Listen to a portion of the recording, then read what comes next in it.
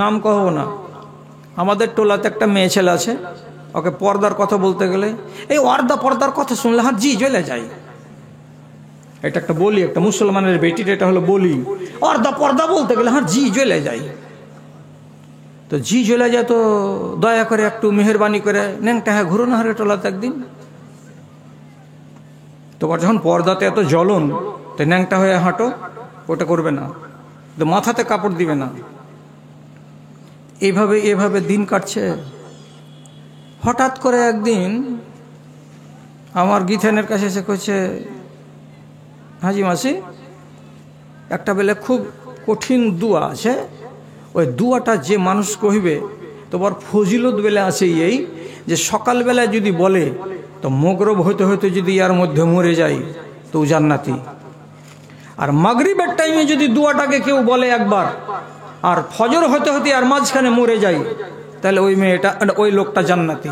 বলে এরকম দুয়া আছে একটা। তো আমার বাড়িওয়ালি হলো মুন্সি মানুষ, কেন যে ওর মদটা তো দুনিয়াতে ওয়াজ করে বেড়া, তো শুনে ও আধা মাওলানা। ও তখন বলছে হ্যাঁ দুয়া তো আছে। কি দুয়াটা, কি কহে ওটাকে? তো বলছে সাইয়্যিদুল ইস্তিগফার। বুঝছে নাকি? কোনটা পাবো? বলছে দুয়ার বই আছে। আমি কিনে নেবো এখানটা, কয় টাকা লাগবে? তো 60 টাকা। 60 টাকা এখানটা বই নিয়ে গেল, দুয়াটাকে চিহ্নে দেওয়া গেল। 1 থেকে 1.5 ঘন্টার ভিতরে দুয়াটাকে মুখস্থি করে এটা বলতে লাগলো। আমি তাজ্জব বনে যা বলছি, হ্যাঁ এই বেট ছেলেটা এত আবেদ কেন হয়ে গেল? এতকাল তো এরকম কথা বলছিল। বলছে কহিও না, এখন আর 7.5 মাস যাচ্ছে, 8 মাস পড়বে, মাস শেষ হবে না তার আগে ডাক্তারে ওকে ডেট দিয়ে দিয়েছে আর বাচ্চা হবে। আর দাদি এসে কহেছে গে নামাজ গেলা করিস, ছেলে হওয়া কথাটা সোজা কথা লয়, বাঁচতেও পারে মানুষ, মরে যেতে পারে, মরণের খালাই তো ভাই এটা। তো কথাটা কি ঝুঠা? একটা মেয়ে ছেলে বাচ্চা জন্ম দিতে গেলে কতখানি কষ্ট পেতে হয় আপনি বেটা ছেলে কি জানেন? নেড়ি আটকে যেত, ডাক্তারের কাছে দৌড়াচ্ছেন যে নেড়ি খুলে দে।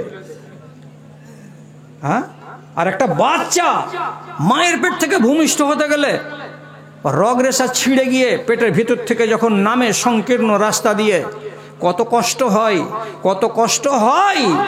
আল্লাহ মাপ দিও, মুখ দিয়ে বেরিয়ে যাচ্ছে আমার। আমি নিজের কানে শুনেছি আড়াল থেকে থেকে কোন নারী এমন কষ্টের জ্বালাই বলেছিল যে মাকে যদি বাঁচি তো জীবনে আর তোর জামাইয়ের কাছে যাব না। ঠেলাখান কতক্ষণ এসে বুঝতে পারছেন তো? জামাইয়ের কাছে গেছিলাম বলেই তো এই দুর্দশা। আর যাব না জিন্দগিতে, কেন যে যেতে গেলে আবার এই দুঃখ হবে। তো এই নারীকে তার দাদি বলেছে বাচ্চা হওয়া মানে মরণের বাড়ি থেকে বেরিয়ে আসা, তুই নামাজ রোজাগুলা করিস। এবার ছেলে হওয়ার ডরে নামাজ ধরেছে, তাও ভালো, নামাজখান যদি ঠিক যায় আলহামদুলিল্লাহ। কিন্তু ছেলে সোজা ঘাঁটা দিয়ে কি হবে, হসপিটালে পেট কেটে ছেলে হইয়া নিয়ে এলো। ও আর ইমান ঘুরে, ও তো রাস্তা পেয়ে গেল। ছেলে সোজা ঘাঁটায় যদি হয়তো হবে না তো ফের পেট কেটে হবে। ও যে ছাড়লে এখনো ষাঁড় হয়ে ঘুরে বেড়েছে। ও নমাজ রোজার ধার ধারে না, ওর গায়ে কোনোদিন কাপড় ঠিকঠাক ভাবে চড়বে না, এভাবেই দিন কাটছে। এই তোমার কে ওয়াজ করিনি গে, তোমরা গল্প করিও না। তবে একটা কথা খালি বলে দিচ্ছি, যেই মেয়ে ছেলের নাভির আশপাশ, গলার আশপাশ, পিঠের আশপাশ দেখা যাবে ওই নারী প্রথম চান্সে আল্লাহর জান্নাতে হরগিজ যাবে না, হরগিজ যাবে না। কেন যে পরিষ্কার ভাবে নবীজি হাদিসের ভেতরে বলেছেন 3টা লোক প্রথমে আল্লাহর জান্নাতে যাবে না, পরে যাবে 1 বছর 1.5 বছর ঘুষি ঘাটে ঘেঁটে টেটে যাবে। তার ভেতরে কে আছে? একটা মেয়ে ছেলে আছে, যেই মেয়ে ছেলে পর্দা করে না। পর্দার বড় দাম, ওদিক রেখে দাও, পর্দার ওয়াজ আমি করতে আসিনি। তাহলে আমার দেশে একগুলো লোক হয় বয়সকালে ইবাদত ধরবে, এটা হলো চিটিংবাজি, মরবার কালে এটাই হলো ইমান, ফেরাউনের ইমান। আর না হয় যখন জেনে নিবে যে হ্যাঁ এখন আমার বয়স আছে আরো 30 বছর বাঁচার মতো, কিন্তু আমাকে এমন রোগ ধরেছে যে আমি বাঁচবো না, তখন আল্লাহকে ঠেলায় পড়ে ধরবে। এই ঠেলায় পড়ে ধরাটাই হচ্ছে কি, এটা হচ্ছে ফেরাউনের ঈমান। আবুল হাবের ঈমান কেমন? এগুলাও তো ঈমানদার আছে দেশে। হ্যাঁ আছে, খেয়াল করেন আমার কথার দিকে, ভালো লাগলে শুনেন আর একটা একটা করে পালান যাদেরকে ভালো লাগবে না। আবুল আহাবের বাড়িতে দুটা বেটি দিয়েছিলেন রাসূলুল্লাহ বিয়া। একটা জামাইয়ের নাম ওদওয়া আর একটা নাম ওতাইবা। একটা বেটির নাম উম্মে কুলসুম আর একটা বেটির নাম রুকাইয়া। দুই বেটির বিয়ে দিয়েছিলেন একই লোকের দুই বেটার সাথে। বিহাইর নাম কি? তো আবুল আহাব। কথা বুঝেন? রাসূলুল্লাহর বিহাইর নাম কি? আবুল আহাব। পাক্কা মুশরিক, পাক্কা দুশমনে ইসলাম। তখন ইসলামের যুগ ছিল না, জাহিলিয়াতের যুগ। রাসূলুল্লাহ দুশমনের দুই বেটার সঙ্গে বিয়ে দিয়ে দিয়েছিলেন। কার? দুই বেটির। একটা সূরা নাজিল হলো, সূরাটার নাম তাব্বাত ইয়াদা, সূরা তাব্বাত। ওতে কার নাম আছে গোড়াখানে? তাব্বাত ইয়াদা আবি লাহাব। তার নাম আছে বিহাইর। তো বিহাইর নাম কি ভালো হয়েছে? আল্লাহ তাআলা বলেছে আবু লাহাবের দুখানা হাত মাটিতে মিশে যাক। তো কঠিন কথা। যখন এইরকম কঠিন বাক্য কোরআন মাজিদে নাজিল হলো, কিছু লোক যা বলল, জানিস তোর নামে কি সূরা এসছে? যে এই সূরা এসছে। হ্যাঁ, মুহাম্মাদের এইরকম সূরা বলছে আর আমার নামে এইরকম সূরা নাজিল হয়েছে। থামতে না পেরে রাগকে লাল লাল চোখ করে আর চেহারা করে বাড়িতে যেয়ে নিজের দুটা বেটাকে সামনে ডেকে দিয়ে বলছে, এই আমার মাথা তোদের উপরে হারাম। আমার মাথা হারাম মানে কি? আমি তোদের উপরে হারাম। যদি তোরা আমার কথা শুনিস তাহলে ঠিক আছে, আর যদি আমার কথা না শুনবি তো আমি তোদের উপরে হারাম। আমার সাথে তোদের কোনো লেনা দেনা নাই। দুটাই বেটা কইছে, হাজি বাজান তুমি মক্কা নগরের নেতা, আর তোমার মতো বড় মানুষটা আমাদের বাপ, আর তোমার কথা শুনবো না তো গাঁওয়ালার কথা শুনবো? কি বলছো? আবুল আহাব বলছে, দুশমনের দুটো বেটি আমার বাড়িতে আছে, বেটি দুটোকে বিদায় করে দিতে হবে। এক্ষুনি বিদায় করে দে, তালাক দিয়ে দে, একটাও বেটিকে রাখা চলবে না। কহেন তো কোথাকার রাগ কোথায় গিয়ে ঝাড়তে লাগলো? দুই বেটা, বাপের ফরমা বারদার। এবার বলছি এটা সহজ কথা, দুশমনের বেটিকে বাড়তে রাখবো না, এটাই তো ঠিক আছে, তালাক দিয়ে দিছি। তো যেটা বেটার নাম ওতবা, ও তখন ঘটনা শুনলো, আর শোনার পরে এক পা দুপা করে যেতে যেতে যেতে যেতে রাসূলুল্লাহর কাছে গেল। আর রাসূলুল্লাহর কাছে যে শ্বশুর আর জামাই মুখামুখি হয়ে দাঁড়িয়ে, তারপরে বলছে, এই তোমার উপরে কোনো সূরা এসছে? কইছে, হ্যাঁ রে বাবা এসছে। তো সূরার গোড়াখানে কি আমার বাপের নাম আছে? বলছে, হ্যাঁ আছে। তোমার বাপের নাম কি লেখা আছে অতি? বলছে, তাব্বাত ইয়াদা আবি লাহাবিন ওয়া তাব। এ তো আরবি বুঝা লোক সব। আর যেমন এই কথাটা শোনা, থামতে না পারে রাগের জ্বালাতে আমার নবী যে সামনে যে মুখামুখি দাঁড়িয়েছিলেন, নবীজির মুখের উপরে থু করে এ দুশমনের বাচ্চা থুতু নিক্ষেপ করে দিল। আর দেওয়ার পরে বলছে, তোর বেটিকে আমি তালাক দিয়ে দিয়েছি, আমার বাড়ি থেকে বেটিকে নিজের বাড়ি নিয়ে যা। আহারে, দুটা বেটি তালাক একই দিনে। রসুলের তালাক পাওয়াটাতে যা কষ্ট হলো, বয়সে অর্ধেক, আর এমন ছেলে আমার মুখের উপরে এইভাবে থুথু নিক্ষেপ করে দিল, তাতে সম্পর্কে তুমি জামাই। রাসূলুল্লাহ খুব দুঃখ পেলেন। তখন করলেন কি, আল্লাহ পাকের নবী রাগ সামলাতে না পেরে সাথে সাথে বলছেন, আল্লাহুম্মা সাল্লিত আলাইহি কালবান মিন খেলাবেকা। এ পরওয়ারদিগার, তোমার দুনিয়াতে অনেক চার পায়ের কুকুর আছে, নেকড়ে বাঘ আছে, শিয়াল আছে, এইরকম হাজার হাজার নেকড়ে বাঘের মধ্য থেকে বা একটা কুকুরের মধ্য থেকে কোনো একটা কুকুরকে তার পাশে লাগিয়ে দিও, যেন ওই কুকুরটা এই কুকুরের জীবনটাকে নাশ করে দেয়। চালা করেন, বুঝতে পারলেন কথা? এই ওদের লোকটি বুঝতে পারলেন কথা? এমনি করেন না জি? কি বললে? তোমার দুনিয়াতে অনেক কুকুর আছে, কোনো একটা কুকুরকে দিয়ে তুমি এই জানোয়ারের কাজ সমাপ্ত করে দিও, আল্লাহ এর পাশে লাগিয়ে দিও, কুকুরে কামড়িয়ে এই জানোয়ারকে শেষ করে দেবে। কে বদদুয়া দিলেন? রাসূলুল্লাহ। কানে শুনলো দাঁড়িয়ে দাঁড়িয়ে, কে? তো এটা জামাই। বাড়ি গেল যে বাপকে বসে, বাজান মুখে থুতু চালিয়ে দিয়েছি, আর ঝেড়ে 4-5টা কথাও বলে দিয়েছি। বাপ কালামে এমন কথা কোনোদিন শুনিনি ও। তারপর কি হলো রে বেটা? বাপ খুশি। কি হলো রে বেটা? কইছে ও তখন রাগের জ্বালাতে একটা কথা আমাকে শুনিয়ে দিয়েছে, আমিও শুননু আর আমি আপনার চলে আইনু এখান থেকে টান টান করে হাঁটতে হাঁটতে। কি কহেছে রে? কহা কথাটা তোকে কি মুশকিল লাগছে আরবি ভাষা কইতে? বলছে বাজান, আমি যখন মুখটাতে থুথু চালিয়ে দিলাম তখন আমাকে আমার শ্বশুর বলছে আল্লাহুম্মা সাল্লি আলাইহি কালবান মিন খেলাবেকা। আর যেমন কথাটা বলা, আবু লাহাব কপালে হাত দিয়ে বলছে সত্যানাশ হো গয়া, সত্যানাশ হো গয়া। বাজান কি হলো? কি হলো? কি হলো? ইন্নি আসাদুন নাসে মুখাফাতান আলাইকা লে দুআইন নবিয়ে, আমি যত ভয় করি তোমাকে নিয়ে নবীজির বদদুয়ার কারণে, পৃথিবীতে এত ভয় কেউ করে না। বেটা কোন কাজ হলো রে? এমন কথা বলে দিয়েছে তোকে? বলছে হ্যাঁ। ধর ওলা কি কইছো তুমি? যে ওলা কত কথা শুনলো আর কত কথা গেল। তো আবু লাহাব ফের আর এক জায়গাতে বলছে লা ইয়ারুদ্দু দুআহু, আল্লাহ রাব্বুল আলামিন তার দোয়াকে কবুল করেন না। আল্লাহ লা ইয়ারুদ্দু দুআহু, ওর দোয়াকে আল্লাহ তাআলা কোনোদিন ফেলে দেন না। 3 মাস পরে মক্কা থেকে একটা কাফেলা যাচ্ছিল সিরিয়া ব্যবসা করার জন্য। আবু লাহাবের বেটা উতবা সেজেছে দলে, টাকা পয়সা নিয়ে, ছালা নিয়ে, ব্যাগ নিয়ে, 2-3টা উট নিয়ে একটা কাফেলা বেরিয়ে যাচ্ছে। ব্যবসা করবে কোথায়? তো সিরিয়ার মাটিতে। সিরিয়ার মাটিতে যখন 15 জন লোক একসঙ্গে রওনা দিয়েছে, তখন ওই জায়গাতে নেতা আবু লাহাব সামনে খাড় হয়ে বলছে ওরে আমার 15টা ধন, তোরা আমার মক্কার ধন, তোরা একসঙ্গে বন্ধু মিলে ব্যবসা করতে যাবে সিরিয়ায়। তো খবরদার একটা কথা মনে রাখিস রে বাবারা, আমার বেটা উতবাকে তোরা জীবনে কোনোদিন রাস্তায় কোনো জায়গায় কিনারায় ঘুমাতে দিবি না। তোরা চারিদিকে গোল হয়ে ঘুমাবি আর মাঝখানে আমার বেটা উতবাকে ঘুমাবার ব্যবস্থা করে দিবি। বলছে কেন জি চাচা কেন? তো বলছে কারণ আছে রে বেটা, খবরদার তোরা আমার বেটাকে কিনারায় ঘুমাতে দিবি না।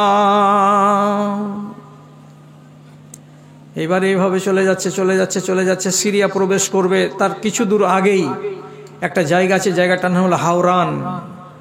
হাওরান নামক মাঠে রাতের বেলায়, সন্ধ্যাবেলায় খানা পানি যা ছিল খেয়ে নিল, আর নেওয়ার পরে সবাই নিজের নিজের বিছানগুলো লাগালো, আর যতগুলো বাক্স পোঁটরা ছিল সব এক জায়গায় জমা করে দিল।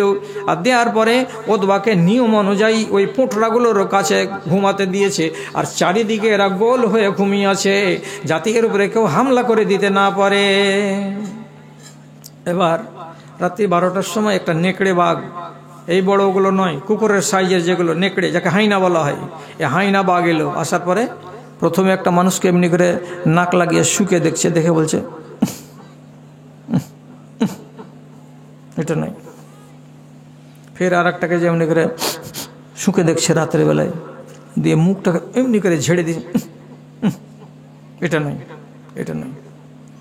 2টা 3টা 4টা মানুষের মাথার কাছে গিয়ে শুকে শুকে শুকে শুকে দেখছে, আর দেখার পরে প্রত্যেকটাকে ছেড়ে দিচ্ছে, চলে যাচ্ছে। হঠাৎ করে একবার লাফ মেরে মাঝখানে গিয়ে বস্তার কিনারায় যে শুয়েছিল বাচ্চাটা, ওর মাথার কাছে গিয়ে এমনি করে নাকটা লাগিয়েছে। আর নাকটা লাগিয়ে একবার ঘ্রাণ নেওয়ার পরে নেকড়ে বাঘ বলছে এটাই এটাই। ওই জায়গাতে এতটি লোকের পহারাদারের মাঝখানে রাত্রি 12টা-1টার সময় নেকড়ে বাঘ তার গলাকে কামড়ে দিল, এমন করে কামড়ে দিল যে লহুলহান করে দিল, এমন করে লহুলহান করলো যে ওইখানে বাপ বলার টাইম পেল না। মাত্র 5 মিনিটের ভেতরে অপড় ধাপড় করতে করতে ওখানেই মরে শেষ হয়ে গেল। এই বেচারারা 12-14 জন লোক সিরিয়ার ব্যবসা শেষ করে বাড়ি আসছে। আবু লাহাব রাস্তা তাকিয়ে আসে, বলছে করে কতরা কখন আসলি রে? যখন বাড়ি আসছে তো 12টা লোক আছে, 13 নম্বর লোক নাই। আবু লাহাব বলছে আমার বেটা কই থেকে গেল নাকি? বলছে চাচা বড্ড দুঃখের কথা, বড্ড দুঃখের কথা, আমরা হাওড়ান নামক জায়গাতে জমা ছিলাম রাতের বেলায়, আর হঠাৎ করে জঙ্গল থেকে একটা বাঘের বাচ্চা এসে তোমার ছেলেকে কামড়িয়ে লহুলাহান করে দিয়েছে, বাঁচার কোনো সুযোগ ছিল না, ওখানেই মরে গেছে, ওখানে আমরা তাকে দাফন করে দিয়ে চলে এসেছি। আবুল আহাব চোখের পানি ঝরিয়ে ঝরিয়ে বলছে, সেদিনই বলেছিলাম বেটারে মুহাম্মাদের দুয়াকে বলে, পৃথিবীতে যত লোক ভয় পায় তাদের ভেতরে আমি হলাম সবচাইতে বেশি, আমি ভয় পাচ্ছি তোকে বলেই। তোর উপরে বদদুয়া দিয়ে দিয়েছে নবী মুহাম্মদ, তোর রেহাই কিন্তু হবে না, সাবধানে চলিস। এবার কথা ভালো করে বুঝবেন, আবুল আহাবের ঈমান আছে যে রসুলের দোয়া রদ হয় না, একটা আচালা করেন হ্যাঁ না? আবুল আহাবের বিশ্বাস আছে যে হ্যাঁ, তাহলে রসুলুল্লাহর দোয়া রদ হয় না, আল্লাহ তাআলা ফেলে দেয় না, এত জবরদস্ত নবী, এ কথাটা মুশরিক যখন বিশ্বাস করছে, তখন এই গর্ধবের ওই নবীটাকে মেনে নিতে কি হচ্ছে? প্রশ্ন জাগে না মনে? মেনে গেলে নিস না রে বেকুব, এত সত্য নবীটাকে, ন্যায্য নবীটাকে তোর চোখের সামনে স্পষ্ট প্রমাণ পাওয়া যাচ্ছে, তো তারপরে তাকে নবী বলে মানছিস না কেন? তো ওর ইমানটা কেমন? তো আপনি বলো না তো? হ্যাঁ আলহামদুলিল্লাহ।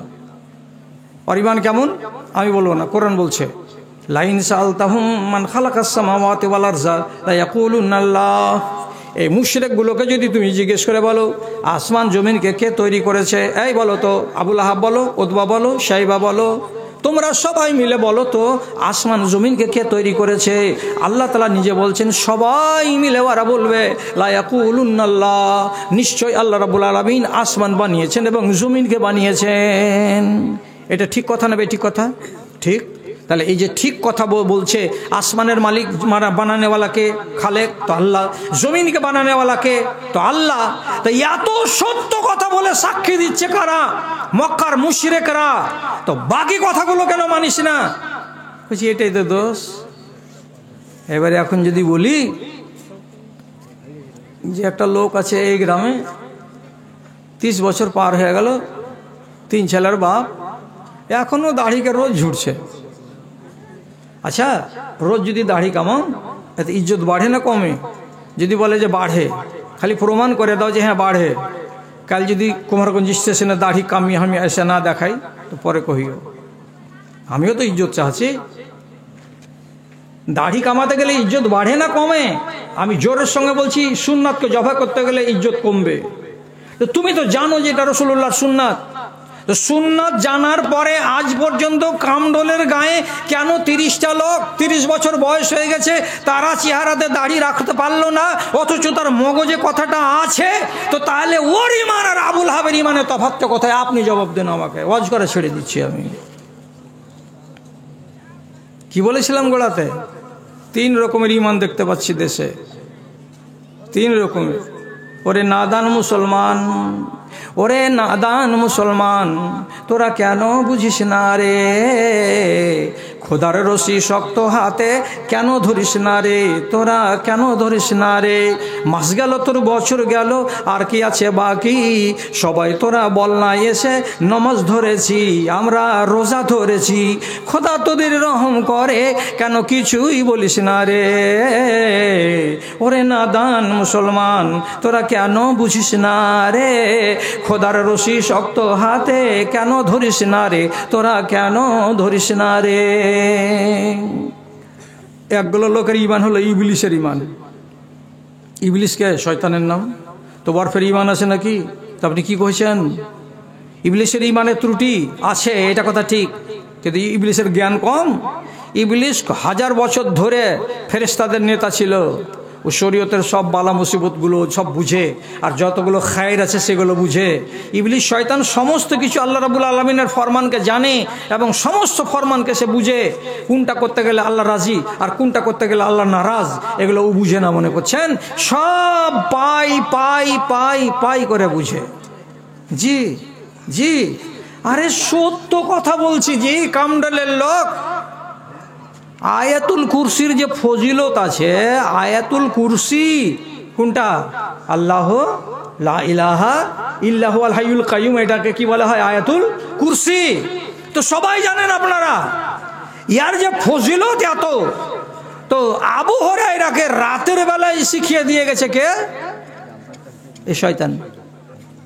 চুরি করতে এসেছিল মসজিদে, মানুষের রূপ নিয়ে ধরা পড়ে গেল আবু হুরায়রার হাতে। আবু হুরায়রা কইছে তোকে রসুলের কাছে নিয়ে যাব। তখন কাঁদতে কাঁদতে বলছে যে তোমাকে একটা জিনিস দিয়ে যাচ্ছি, হাওকে ছেড়ে দাও। কি দিবা? বলছে এটা লাও। আয়াতুল কুরসি পড়ে শুনিয়ে দিল। কাকে? আবু হুরায়রাকে। কখন? রাত 12টার সময়। আবু হুরায়রা ছেড়ে দিল। সকালে নবীজিকে যা বলছে আল্লাহ রসুল এই ব্যাপার।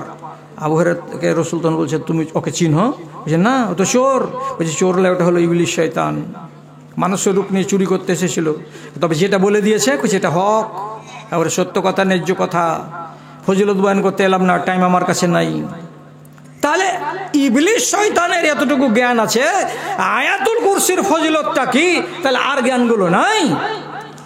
কত জ্ঞান আছে তো শুনেন। বদর যুদ্ধের দিন এদিকে হচ্ছে 1000 মিলিটারি, আর এদিকে হয়েছে 313টা মিলিটারি মুসলমানদের। এবার 313টার মোকাবিলাতে 1000টা মিলিটারি আছে। ওই জায়গাতে মানুষের শেকেল নিয়ে নিচে এসে ইবলিস শয়তান মক্কার লোকগুলোকে বলছে চালিয়ে যা, চিন্তা করবি না, আমি তোদের পিছনে আছি। যত রকমের মদত করতে হয়, যত রকমের কৌশল বলতে হয়, আমি সব তোদেরকে বলে দিব। তোরা এই মুসলমানগুলোকে মেরে লাট করে দিবি, এই করবি করে খুব গরম গরম গরম গরম ভাষণ দিচ্ছে।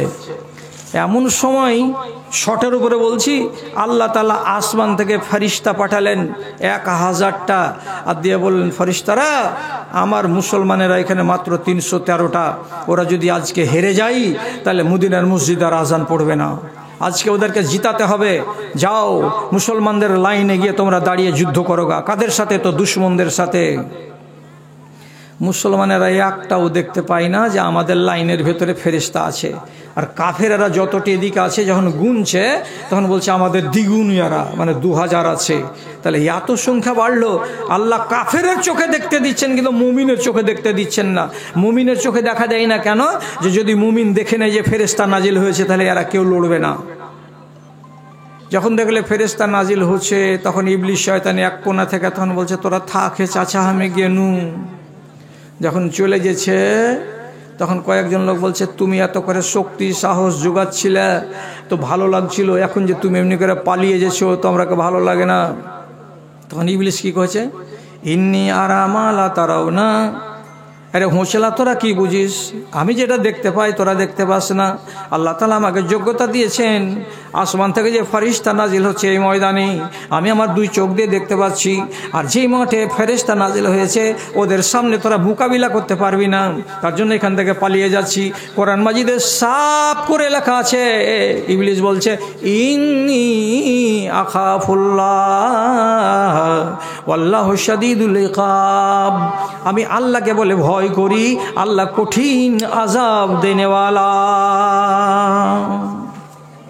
কি হলো? কার কথা এটা? এটা কার কথা? ইবলিসের। কোরআন মাজিদের আয়াত বললাম। এবার আমি বলছি এই মজলিসে কেউ যদি থেকে থাকেন আল্লাহর বান্দা, আপনি হাত তুলুন, আপনাকে পাওয়ার দিচ্ছি। কোন লোকটা? যেই লোকটা বলবে কি আমি আল্লাহকে ভয় করি না, এরকম কোন লোক থাকলে হাত তুলেন তো দেখি। আছে কেউ? কেউ নাই? তাহলে আমি যদি এবার বলি আমরা আল্লাহ রাব্বুল আলামিনকে বলে ভয় করি, আল্লাহকে বলে ভয় করি, কটা লোক আছে এখানে? আলহামদুলিল্লাহ। তো সবটি লোক তো আল্লাহকে বলে ভয় করেন। তাহলে আল্লাহকে বলে ভয় করি কথাটা কে বলেছে একবার? ইবলিস শয়তান। আর এখন আমার সামনে আপনারা হাত তুলে বললেন আমরা আল্লাহকে বলে ভয় করি। এবার মাঝখানে ফারাক কোনটা? ওই ইবলিস শয়তান হারামখোর আল্লাহকে ভয় করি কথাটা বলে কিন্তু কথাটা মানে না। এবার যতটি মুসলমান কামডোল গ্রামের হাত তুলে প্রমাণ করে দিয়ে বলছে আমরা আল্লাহকে বলে ভয় করি, এই লোকগুলো যদি সত্যিকারই ভয় করে তাহলে এরা আগামীকাল থেকে মদ খাবে না, আর আগামীকাল থেকে তিরঙ্গা খাবে না, আর আগামীকাল থেকে গুটকা খাবে না, আগামীকাল থেকে এই লোকগুলো বিয়ে করতে গেলে শ্বশুরের কাছে 1 লক্ষ টাকা গুনে নিবে না, আগামীকাল থেকে এরা যদি ফোন করবে তো হোয়াটসঅ্যাপের ভিতরে কোনো বেটি ছেলেকে নিয়ে চ্যাটিং করবে না, আগামীকাল থেকে এই মেয়ে ছেলেগুলো স্কুল যদি যায় কলেজে যদি যায় তাহলে এরা কোনোদিন বেপরদা হয়ে যাবে না। কথা ঠিক কি না? যদি কথাটা ঠিক হয়ে যায় তাহলে তো ইবলিশ থেকে আলাদা। আর যদি ওয়াজ শোনার পরে ফের সকালবেলা দেখতে পাই চোঁ করে বিড়ি টানছেন আর সিগারেট টানছেন, আর আজান হয়ে যাচ্ছে, চায়ের দোকানে আপনি বসে আছেন, বেঞ্চ থেকে উঠছেন না, আপনার পাছাটা, মাগরিবের আজান পড়ে যাচ্ছে, আপনি আমতলাকে আবাদ করে রেখেছেন, আল্লাহর মসজিদ দূর থেকে কাঁদছে আর গিন করে আপনার কাছে আহাজারি করছে, যদি এটাই দেখতে পাওয়া যায় তাহলে পরিষ্কার ভাষাতে বলছি আপনার ঈমান হচ্ছে ইবলিশ শয়তানের ঈমান। বুঝাতে পারলাম কি না? ঈমানকে নিয়ে চিন্তা করেন না যে দাদা একবার আমার ঈমানটা কেমন আছে একবার ভাবতে হবে না? একটা মেয়ে ছেলে, একটা মেয়ে বেটি ছেলে গো হযরত আয়েশার কাছে চলে এসেছে, এসে কি বলছে? ফাশতাকাত কাসাওয়াতা কালবিহা। আম্মা আয়েশাকে বলছে, আম্মা জান আমার হৃদয়টা অত্যন্ত কঠোর, ফকির দেখে আমার দিল গলে না, আমার কোনো গরিব মানুষকে দেখে দিল গলে না, কবরের কথা শুনে দিল গলে না, জাহান্নামের কথা শুনে দিল গলে না, আল্লাহ তাআলা মারবে কাটবে পিটবে এমন কথা শুনে দিল গলে না। আমার দিলটাকে আল্লাহ তাআলা এত কঠিন করে দিয়েছেন, আর এমন কড়া দিল নিয়ে যদি আমি মরি তাহলে পারে আমি তো নাজাত পাবো না। কি করা যায়, কেমন করে আমি আমার দিলটাকে নরম করতে পারি? দিল খুব কড়া। কার এটা? একটা মহিলার কথা বলছি। এত কড়া দিলের তুমি মালিক? তো বেচারির ঈমান নিয়ে কত খাতরা হয়েছে। কি বলছে? যে আমি এই দিল নিয়ে যদি মরি, যে দিলের ভেতরে আল্লাহর ভয় নাই, যে দিলের ভেতরে কবরের ভয় নাই, যে দিলের ভিতরে হাসরের ভয় নাই, যে দিলের ভিতরে আর কোনো রকমের কোনো ভয় তৈরি হচ্ছে না, তো আমি নাজাত পাবো না। আম্মা আপনি আমাকে বাঁচান, একটা কোনো উপায় করে দেন। তখন মা আয়েশাকে বলছেন, আকসেরি জিকরাল মাউতে। ও বেটি ছেলে, তোমার দিলটা বড় কড়া, তো কড়া দিলটাকে যদি নরম করতে চাও, একটাই ওষুধ হলো, তার একটা ওষুধ বলে দিচ্ছি, ওষুধটাকে খাবে। কি ওষুধ? ওষুধটা বলছেন কি, যত পারো সারা দিনে আর রাতের ভেতরে কবরকে বলে স্মরণ করো, কবরকে বলে স্মরণ করো, মরণকে বলে স্মরণ করো, মরণকে বলে স্মরণ করো। এই মরণকে যদি বেশি বেশি করে স্মরণ করা যায় তো দিলটা নরম হয়। তো যে মরণকে স্মরণ করলাম, তো মরণকে স্মরণ করলাম, মরণকে স্মরণ করলাম, তো দিল নরম হবে? ওরম করে নয়। তো কেমন করে হবে? তোর মার একটা, তোর মরা মায়ের একটা লাকমাছি ভাগে পেয়েছি? হ্যাঁ পেয়েছি। পেয়েছি পেয়েছি। নাকমাছিটাকে হাতে কর। এই থাম না রে, ছোড়া, এই কাজ হয়ে গেছে, তখন এবারে মাস্তানি শুরু করে দিলি যায়। নাকমাছিটাকে হাতে করো। এই এই কামডলের এই খালাগুলো, কথাটা শুনো, তোমাকে দিল যত কড়া করেছে আল্লাহ তাআলা, এক রাত তোমাদের পাশে ওয়াজ করতে গেলে তো সোজা করা যাবে না। তো বলছে তোমার মায়ের দেওয়া একটা নাকমাছি ভাগে পেয়েছো? বলছে হ্যাঁ পেয়েছি। নাকমাছিটাকে হাতে করো, করার পরে 3-4টা প্রশ্ন করো। আহারে, এই নাকমাছিটা আমার মায়ের নাকে কত সুন্দর লাগতো, আজ আমার মা নাই, কবরে চলে গেছে। কবর বলে মনে এলো? হ্যাঁ এলো। আর একবার তুমি মনে মনে করো কি, 2-3 মাস হয়ে গেল মার কবরের দিকে যাইনি।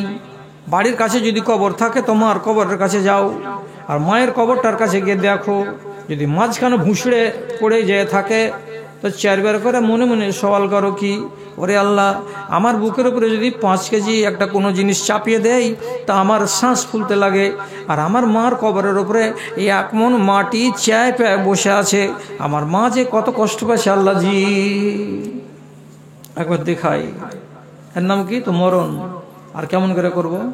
আমার দাদিও মরে গেছে, আমার দাদির মরা 12 বছর হলো, আমার মা মরে গেছে, আমার মার আষাঢ় মাস আসতে গেলে 3 বছর হয়ে যাবে। আমার মা এমনি হয়ে মরেছিল, আমার মা মরবার কালে আমাকে এই কথাটা বলেছিল, এইগুলো কথাকে মগজে জাগাও।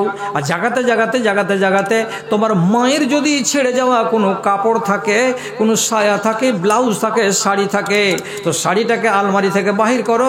আর করার পরে শাড়িখানকে একবার করে উল্টাও আর পাল্টাও আর দেখো আর বলো, মা তুই এই শাড়িখানা ছেড়ে কোথায় চলে গেছিস? কে তোকে আলাদা করে দিয়েছে? তো মা জবাব দিবে না, তোমার মন জবাব দিয়ে বলবে, মরণ তোকে আলাদা করে দিয়েছে, আমাদের বাড়িতে তোকে রাখেনি, বাড়ি থেকে তোকে বাঁশতলায় নিয়ে চলে গেছে। কে নিয়ে গেছে? তো ওর নাম হলো মরণ। একবার, দুবার, তিনবার, চারবার, সকাল বিকাল সাঁঝ রাতে তুমি মরণ মরণ মরণ মরণ বলে চিন্তা করো।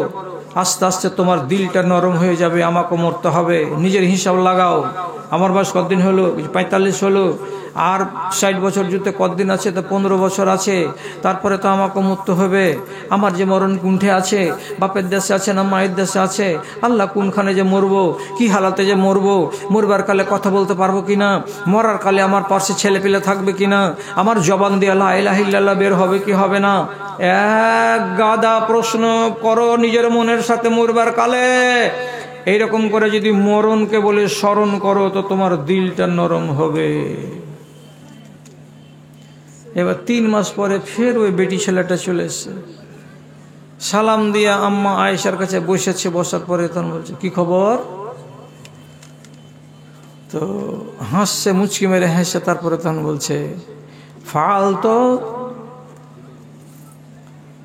আমি আপনার কথাটা অক্ষরে অক্ষরে পালন করেছি, এবং অক্ষরে অক্ষরে পালন করার পরে আমার কি হয়েছে? তো বড্ড লাভ হয়েছে মা। কেমন লাভ হয়েছে? এখন আমি মরণকে বলে বেশি স্মরণ করার ফলে মরণের জন্য কি কি সামান নিতে হবে তার ভাবনা শুরু করে দিয়েছি। আমার জায়ের সঙ্গে আমার একটু নটঘট হতো, আমি সেদিন থেকে ছেড়ে দিয়েছি নটঘট করা। দিয়ে বলেছি, সলেহাগে আজ আছি তো কাল নাই, ঝগড়া করে লাভ কি হবে?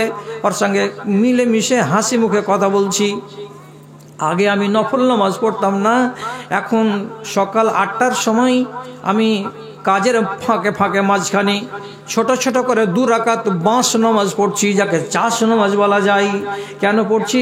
তো বলছে, মৌলানা সাহেবেরা বলেছে প্রত্যেক দিন সকাল 8টা 9টার সময় যদি কেউ 4 রাকাত নামাজ 2 রাকাত 2 রাকাত করে পড়ে দেয়, তাহলে আল্লাহ রাব্বুল আলামিন ওই বেটি ছেলেটার নামে জান্নাতের এক কিনারায় একটা সুন্দর ঘর নির্মাণ করে দেন।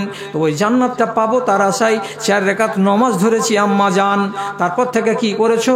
আমার বাড়িতে যদি এতটি চাল থাকে, এতটি যদি খেজুর থাকে, আর কোনো মানুষ যদি আওয়াজ দেয় আমাকে, আল্লাহর হস্তে কিছু দিয়ে দাও, তা আমি ওই 3টা খেজুর থাকলে আমার পেটকে কেটে দিয়ে আমি ফকিরের হাতে খেজুর কটাকে তুলে দেই। আমি কোনোদিন কোনো ফকিরকে আর ঘুরাই না। যখনই কোনো আমার চোখের সামনে বুড়ো মানুষ যায়, তখন বুড়ো মানুষটাকে দেখতে গেলে আমার মনের ভিতরটা নরম হয়ে যায়। আমি সাথে সাথে সাথে সাথে আল্লাহ রাব্বুল আলামিনের কাছে 3বার করে 4বার করে দোয়া করি, আর আল্লাহর কাছে আমি মাপ চাই। আই আল্লাহ, মানুষটা বুড়া হয়ে গেছে, এ তো কবরে যাবে, আর এর মতো বয়স আমার হয়ে যাবে, আমাকে কবরে যেতে হবে। তো বুড়া মানুষ দেখতে গেলে আমার ইমান তাজা হয়ে যায়। দাদারে আমার, ভাইরে আমার, একটা মেয়ে ছেলে তার ইমান কমে গেছে, এই রকম একটা মনের ভেতরে ভয় হলো বলে আম্মা আয়েশার কাছে এসে সে নিজের ইমানটাকে সোজা করার জন্য উপায় জেনে নিয়ে চলে গেল। তা আপনি কোন সাহসে বসে আছেন যে আমার ইমান চাঙ্গা আছে, আমার ইমানে কোনো ত্রুটি নাই, আমার ইমানে কোনো রোগ নাই? আপনার ইমানটাকে নিয়ে একবার ভাবতে হবে, ইমানটাকে একবার বাজিয়ে বাজিয়ে দেখতে হবে, আর নির্জনে বসে বসে আপনাকে ভাবতে হবে, আয় আল্লাহ, আমার সারাটা 24 ঘন্টার ভেতরে আমি কতটি পাপ করি, আমি কতটি নেকি করি, এগুলো যদি হিসাব রোজ রোজ করে আপনি করতে যান, তাহলে ইনশাআল্লাহ আপনার দ্বারাই পাপের কাজ হবে না, আপনার দ্বারাই হারাম কাজ হবে না। আপনার ইমানটাকে ঠন ঠনে ইমান করতে গেলে ইমানকে একবার মেপে মেপে দেখতে হবে। ইমানটা মাপা যাবে আপনার নিজের তারাজুতে। করেন এত ওয়াজ আপনাকে শুনাইলাম, ওইটা লিবা আমার তোমাকে ছাড়বা জি করে না, এখন বাড়ি যাবে তাহলে সেটা দিয়ে দাও। ওহ সুবহানাল্লাহ, এতক্ষণে না যাত এরপরে আর এরকম করিস না বাজি। ওই ওই কানেকশনটাকে কিনে লেখা, কডটাকে কিনে লেখা। আচ্ছা, কয়টা বাজছে আপনারা ঘড়িতে? 12টা 35। বুড়া মানুষের 1.5 ঘন্টা বলা হয়ে গেছে, কথাটা ঠিক কিনা? তো একটা কথা বলে মানুষ যে হায়াত বাকি তো মোলাকাত বাকি। তো বেটি ছেলে পেলে বুঝে না, কল চাপতে চাপতে চাপতে চাপতে যখন কলসিটা একবারে কানায় কানায় ভর্তি হয়ে যাবে তখন ফের হাত দিয়ে এমনি করে এতখানি ফেলে দিবে। তাহারে পাগলি আগে থেমে যাতি, হাজি আগে থেমে যাতি, তাহলে হাত দিয়ে এরকম এরকম করে তোকে ফেলতে হতো না। তো ওয়াজ আপনার কানা কানা হয়ে গেছে, কিন্তু এখন আরও যদি আমি ওয়াজ করি তাহলে ফের আপনাকে আছড়ে ফেলে দিতে হবে। তো কথাটা হলো যে 1 ঘন্টা 35 মিনিট ওয়াজ শোনা হয়ে গেছে। এখন আমার খালাটিকে বলছি, খালাগে খালা হবে বেশিরভাগ হচ্ছে বিয়ে হয়নি হবে, এদেশে তো বেটির বিয়ে দিয়েছি, তো বেটির বিয়ে দিচ্ছি মানে সব বিয়ে হয়নি দল আর বিয়ে হয় বেটির দল। তো যারা যারা আমার কুটুম আছো, তো তোমরা কিছু না দিতে গেলেও হাজিরা দাও। আমার কথা শুনে আমি বিদায়ের কালে দোয়া করে এখান থেকে যাব। প্রত্যেকের হাত থেকে 10 টাকার টাকা বাহির করো, আর করে একটা ছেলেপিলের হাত দিয়ে পাঠাও। আর আপনার আগে বলছি, আপনি 500 দেন, 100 দেন, 50 দেন, আর কিচ্ছু যদি দিতে না পারেন তো 10 টাকা দেন, দিয়ে তারপরে এখান থেকে যান। কিছু নিব মোট কথা। তো একটা বিসমিল্লাহির রহমানির রহিম করেন তো, কে আছেন? এবার আপনাকে ছাড়বো। তো ছাড়ার আগে আপনি কিছু চাহাচ্ছি আপনার কাছ থেকে, যে খুশি মনে আপনি আমাকে ছোট করে দেন। যে বড় বড় টাকা তো নিয়ে নিয়েছে শাহজামাল, আরও নিয়ে নিয়েছে ওদিকে জামিরুল, ওরা উঠে উঠে তো টাকা কিছু রাখেনি। যেটি জিলাপি খাওয়ার টাকা আপনার আছে মনে, ওটা থেকে 10টা টাকা দেন, 20টা টাকা দেন, 100টা টাকা দেন। কয়েকে খালা লড়িস না যে তোর আগে জানা রে, কেউ জানা রে চাংড়া পিলা রে? তোমার আদেশে দিন চলে যায়, তোমার আদেশে দিন চলে যায়, আধার নেমে আসে রাতে, কত যে শক্তি লুকায়ে রেখেছো তোমার নিপুণ 2 হাতে। মহাবিশ্বের তুমি যে চালক, উড়ুক তোমার জয় নিশান। একটা 50 টাকা পেলাম। মহাবিশ্বের তুমি যে চালক, আলহামদুলিল্লাহ অনেকটা টাকা, 2000 টাকা আমার ভাই দান করেছেন। আল্লাহুম্মা সাল্লি আলাই, আল্লাহুম্মা বারিক আলাই, আল্লাহুম্মা আইয়িদহু বিল ইলমি ওয়াল হিলমি ওয়া যায়িনহু বিল ঈমানি ওয়াত তাকওয়া ওয়ালা তুয়ারজু বিল ফিতানি ইয়া রাব্বাল আলামিন, আমিন আমিন।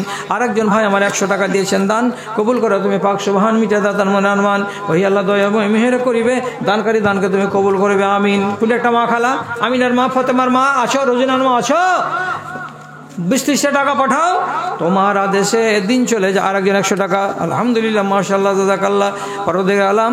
আরেকজন আমার ভাইজান এখানে আসিয়া 100 টাকা দান দিল তোমারও লাগিয়া, ওই আল্লাহ দয়াময় মেহের করিবে, দানকারী দানকে তুমি কবুল করবে, তাদের কেউ যদি থেকে থাকে কবরেতে তারা নিবে তুমি নিজের রহমতে, আমিন। আর একজন আমার ভাই 100 টাকা, আল্লাহ তুমি তার প্রতি শখ হাতারে দেখো, সত্য পথের রেখা, ওই আল্লাহ দয়াময় পাক সুবহান, মিটায় দাতার মনের মান। আর একজন দিল 50 টাকা, আলহামদুলিল্লাহ মাশাআল্লাহ জাযাকাল্লাহ। আল্লাহুম্মা আইয়িদহু বিল ইলমি ওয়াল হিলমি ওয়া যায়িনহু বিল ঈমানি ওয়াত তাকওয়া। আরেকজন আমার ভাই এখানে আসিয়া 60 টাকা দান দিল তোমারও লাগিয়া, আরেকজন দিল 20 টাকা, আরেকজন আমার ভাই এখানে এসে দিল 20 টাকা, দান কবুল করো পাক সুবহান। আরেকজন আমার ভাই দিল 50 টাকা, আল্লাহ তুমি তার প্রতি সখা। আরেকজন ভাই আমার এখানে আসিয়া 100 টাকা দান দিল তোমারও লাগিয়া, আরেকজন আমার ভাই দিল 100 টাকা, দান কবুল করো পাক সুবহান, মিটা দাও তার মনের মান, আমিন আমিন। রূপে ভরা দুনিয়াটা দেখতে কত ভালো, আরেকজন 100 টাকা, আরেকজন আমার ভাইজান 100 টাকা, আলহামদুলিল্লাহ। কাদের দান? মেয়েদের দান, আচ্ছা আলহামদুলিল্লাহ মাশাআল্লাহ। আমার মা খালারা বেশ কয়েকজন দয়া ধর্ম করে 100-100 করে কয়েকজন দান দিয়েছে, আর 20-20 করে, 10-10 করে কয়েকজন দান পাঠিয়েছে। রব্বে করিম মা খালাদের দানকে তুমি সাদরে গ্রহণ করে নাও, যে আশায় দান করেছে আল্লাহ আশাকে পূরণ করো, আমিন।